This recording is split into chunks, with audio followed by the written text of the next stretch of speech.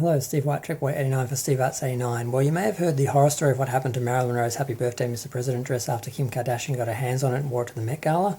Basically, allegedly, supposedly, it is damaged, it's torn, it's stretched, it's frayed. And you might ask yourself, how did this happen? Why did this happen? Why? Because Kim Kardashian has money, she has power, and people like that often get what they want, even if they're not entitled to it. And that includes access to historical items that should be preserved for everyone. Now, this dress, supposedly, allegedly, it's damaged. Its longevity as a display item has been compromised. It will deteriorate faster than it would have.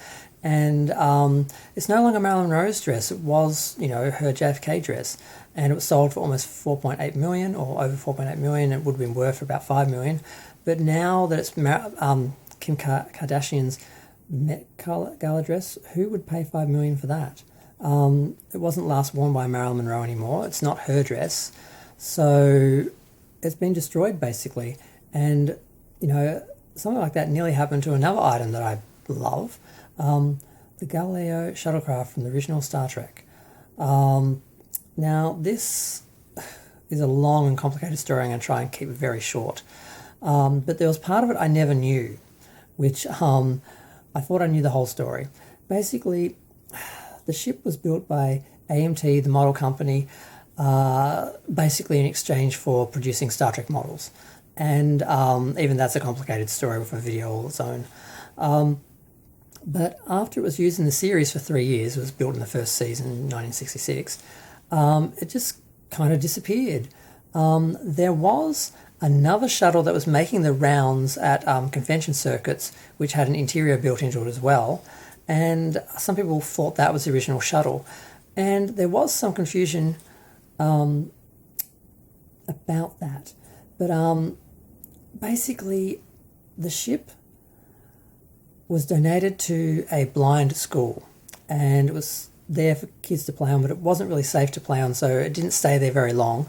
And eventually, someone who I think worked for the studio or the FX studio basically used their money and connections at the studio and talked to the school, and they were able to buy it for their own child to play with. So it sat in their front yard in somewhere in California for years so their kid could play with it. In the outside elements, in the rain, the neighbours didn't appreciate having this deteriorating shuttlecraft in their neighbourhood, so they vandalised it, and it got a lot of damage, and it was there for a long time. And I never knew this part of the story. I had heard that it ended up somehow in a storage yard and then disappeared, and then fans found it and restored it. That was the story I heard, but it was a lot more complicated than that. But it all started from one person being entitled and giving it to their child to play with and not caring about whether or not it was destroyed and whether or not it was preserved for everyone, for the public, for history. And it's all very complicated. Basically, the guy who owned it, after his kid got sick of playing with it, put it in a storage yard, and allegedly it was just left there. But apparently a fan bought it and then was trying to get people to restore it and left it in the same yard. So it was photographed for years in this yard like it had been abandoned, but apparently it hadn't. Eventually they did close down, and it wasn't thrown out or bought. It was moved by this person who already owned it to another site where they spent money trying to restore it, but weren't able to finish restoring it. And it sat there for years. It was spotted on Google Maps, and then that place closed down and disappeared again. And no one knew where it was. People eventually put out an advertising, including a milk crate, have you seen me sort of ad.